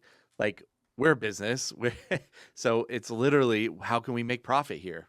How can I make it so I can take money home and feed my kids and maybe send them to a school that isn't the worst school in Rhode Island? That's a good plan. Yeah, I think so. Yeah. But so talk about the specifics, because I think if people just copy and pasted what we do with Merriment, they'd probably be pretty well off, and it's a good place to start. And you'd probably save you a lot of money in buying useless gear. So 2 cameras, Yep. only 2 cameras. The cheapest ones we can get away with. Cheapest ones that we can get away with, shoot 4K 60 Yeah. consistently. It's like, Don't overheat. what is the requirement to the camera? Yep. And ours is 4K 60, 10-bit color. Yep. Not horrible. Maybe buy used. Yeah, buy If you're, used. if you're like, starting out, you Yeah. don't have to buy new. I mean, given they're all kind of similar price, so like you're saving maybe you buy an XT4, which is an old camera, and you maybe are saving a little versus like Yep. Anyway, with the cameras that we have, 8 to 10 batteries. Typically, you mentioned lens choice, which I would kind of tweak what we did. In the past, we have had a prime lens as like the handheld lens, and then like 24 to 70 full frame equivalent on our gimbal. By the way, gimbal. But now I would probably do 2 24 to 70 millimeter 2.8 equivalents. yeah. If I was starting out, I would say 2 24 to 70s. Don't do and the I- primes. I Stay away would- from the primes. I to think start. I would, if I had the money, I would buy like a 35 mil, because you can get them cheap, like a 35 mil super fast prime lens. Mhm. But that's only because it's so dark in some places. That being Sure. said, you don't have to do that And you could And use that during the reception during the reception. to But that's capture solving a people specific dancing. problem. It's Sure. not a vibe thing or that it's a cool lens or Right. it looks good. It's like there are situations where I don't have enough light. Right. Right. And so, you Sure. know, like these things come with experience. Like if all your weddings are in the middle of a field in Texas, you don't really care about low light that much. Yeah. And And also, you could buy a light and to also, solve some of your problems, which I would 2.8 recommend. Even if you're starting, I think a light is. I would should be recommend a everyone's light. first kit. Get a good light, A good one. whether it's a $400 aperture, 60D or whatever. People always are like trying to save $200 on a light, and I'm like, dude, just spend the extra $200 and get Save you. the correct Yeah. light. Yeah. And get a good stand. Yep. Like and get good batteries. Like we like the Kinotenic Practilights. I think they're the best light out there for wedding filmmakers. yeah, they're expensive. You can get away. The Aperture 60X is a great light. Yep. Like, but just something that is focusable with barn doors, I think makes a big difference for weddings. For 'cause Merriment, we use the Practilights for it's only Merriment because it's old. because they're old and they're If we were starting user out, friendly. we would probably not. We'd probably try to save the extra $500. You're probably right. Yeah. But regardless, it's like you should have a good light, and it should be focusable. Yep. And it should have barn doors. It shouldn't just be like a flat panel. Yep. Like this is a big mistake people make is they bring lights that guests hate. Mhm. You can't bring a light that wedding planners, venues, and guests all hate.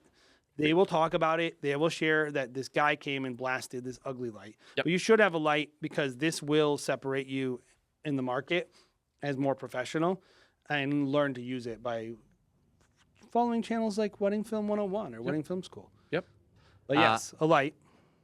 So we talked about cameras, talked about lenses, talked about light, let's talk about audio. I love those little portable dual microphone systems, transmitter receiver sets, for a couple of reasons. A, they're cheap. Everything's cheap nowadays when it comes to audio, feels like.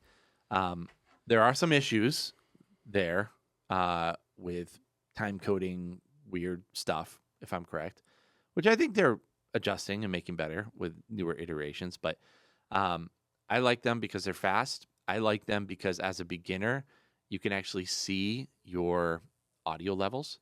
I like it that it records straight to your camera because it's a receiver. You can plug it right in. The Rode stereo, it's not stereo microphones. The Rode lapel microphones are good. The DJI microphones are good. I would start there. You can get the Tascams. Those are kind of like industry standard. Tascam DR10s. Is that what they are? DR10L. DR10Ls. I would Industry tell standards. I would tell someone, this is my take on it. If I was starting out today, Yeah. I would get a Instamic and I would get a DR10L. Okay. And because you suck at audio really bad. And then I would quickly get a line level recorder. Yes. Like I would get something that, and by line level, it means XLR inputs is recording at a lower volume level than like. So you would totally stay away from those microphones that I recommended. No, I'd get a DR10. Oh, I would. This is why I would. No, I did. I said you could get the DR10. Transmitter receivers. I would because you suck at audio.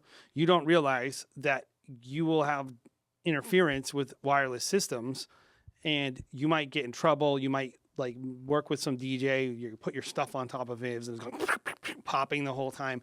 But you can record straight to. Yeah, but it's still going to be transmitting. So it records the interference if it's directly on the or device. It might pop through the speaker and then it records the interference. Like if it's interfering with the microphone they're holding in their hand, then it will. You will record the interference. That's not a common problem. It's very uncommon. But I would say like one of the things when you start out is like having no problems, no issues. And once you introduce transmitting, yeah, you're probably right. Because the Tascams are so consistent. It just works. It works every time. The practical, like the Instamic, is so easy. It's tiny. You can just magnetize it to and anything. now you would use that as your backup. That maybe my primary in Maybe certain your primary, situations. yeah. But it's like I can. But we like those because it records whatever's coming out of the speaker. 32-bit has float. a magnet on it. Boop, But then it also captures applause, like natural audio. Oh, it does. Yeah, so you can like record it remotely. You can check your level remotely. Yep. Like it's a good tool. You could get away with you could probably get away with just bringing like some kind of line level recorder and not any. I really do think you should get two small lavalier mini recorders. It's $200 for two, by the way. Yeah, I think you should get two of those, like DR10Ls or F2s, whatever. And then something to record from the system, is what those things are. Like, honestly, it's probably going to be obsolete by the time this podcast comes out because that's product. It's always changing. That equipment changes so much, but you do need to be able to record mics directly on your subjects. And think about the sources. That's what I would tell you. Your sources are people reading their vows, priests who say, no, I'm not using that microphone. Yep. And stuff coming from a PA system. Those are your sources. Yep. It doesn't matter what you use if you record those sources. Yeah. Also, lastly, let's talk about some grip stuff like tripods. Obviously, we talked about bring a gimbal. I think a gimbal is important for beginners. Doesn't have to be the case, but I would recommend it. And they're so cheap now. And they're cheap and easy. Tripods or monopod. Or whatever. What would you recommend for that kind of setup? And what do we I would just say make sure you get a fluid head and buy what's on sale. Yeah. Like Less important than anything. I think this is it has to be decent. yeah. You know, probably you're not going to get away with anything less than tripod head combos around 350. Yep. Like maybe you save a little money, but like Yep. $299 is probably the lowest I would spend on that. But with this kind of setup, you only need one tripod. Probably so one. It reduces what you're bringing to the wedding in the first place, which also brings up how you're bringing all your equipment there. This is people so underinvest in this. I would recommend a backpack as Yeah. opposed to a rolly tripod for beginners, because if you definitely. can fit everything into a backpack, you can be At fast, least a agile. 35L, like a 35 Yeah. liter bag. Yeah. Like I think like You getting like something. the Peak Design one. I like the Peak Design for certain situations, but if I had to pick, I would definitely get the Peter McKinnon Yeah, or McKenna or the, whatever his the name is. Peter McKinnon, the Uh, nomadic one. The nomadic one or something along the 35L lines. is a good size. Any You can kind fit of- all of that in there. To be honest, like I like that bag. Probably like any crappy 35L bag that you buy on anything is probably going to be fine, Yep. guys. Like it's just about capacity. You just need to have good capacity, and like if you're going to save money on something, I think saving money on your storage is actually you should, Mhm. because that stuff breaks anyway. You're just going to have to replace it anyway. So it's like, it's not like a lens. We have some lenses we've been using for 15 years. Every backpack we've ever used that we use for years and years breaks. Yep. So, just make sure it's big enough. Yep. Yeah. So that's kind of like a starter kit. Like I think you can feel confident about bringing that to a wedding day and recording a great wedding, because we do it now, probably going to do it 75 times this year at that price point. So it's proven, it's tested, and it gives you a base to build off of as you grow as a The company. key though with that You can product, start bringing more cameras and more lenses and more audio, whatever you want to do to make sense. so many but- people, I think, with their gear are not considering what they're actually selling when they think about the gear they want. They're thinking about what they want to be selling. Yep. And that's okay. Like that's going to be an important like next step. If we were doing a podcast about like leveling up, we might talk about buying speculative gear that lets you try things, focal lengths and all kinds of stuff. When you're starting, what matters most is what did I sell? And does the gear I own allow me to make it? Yep. And like you probably don't need that much stuff to get to pass that bar. You should do that until you have figured out how to do that well. And then you should consider maybe leveling up. Yep. But And it goes back to systems like when you're talking to your client, and this honestly, there's no real way to get around it. It's just experience. Like when I'm talking to someone, I can with confidence say, hey, when I film your ceremony, 2 camera angles, wide shot, tripod, tight shot on, more of a gimbal, more of a moving shot, 2 camera angles, because I know that it's possible to do and do a pretty decent job. I also film weddings for our high-end boutique wedding where we just shot 7 or 8 camera angles at that wedding we did in November. I like that more as a videographer because I have a lot more to play with. But we're just talking about setting expectations with the client. I know it's possible. I know I can put together something that's, reasonably, viewable. Not the best quality, but we're not trying to be the best quality here. I know that, so the client knows exactly what they're getting. Yep. At the end of the day, and they're happy with it. Yep. So, And they're not thinking like, but where's my tilt shift content from Yeah. that wedding? Like they're not thinking that Yep. anything negative about the thing that you wish you could do someday. Yep. Yep. One thing we didn't talk about with gear, then, and this should be the last thing we do, and then we'll close out, is we didn't talk about drones. Oh, yeah. I personally do think you should have a drone. But I will say this, you can get away with it not having a drone. So it would be like if I was like putting together my kit and I was on a budget and I was trying to cut things, that would be one of the things I cut. That would be like the first thing I might cut off my I have to have this list is drone. How do you feel about that?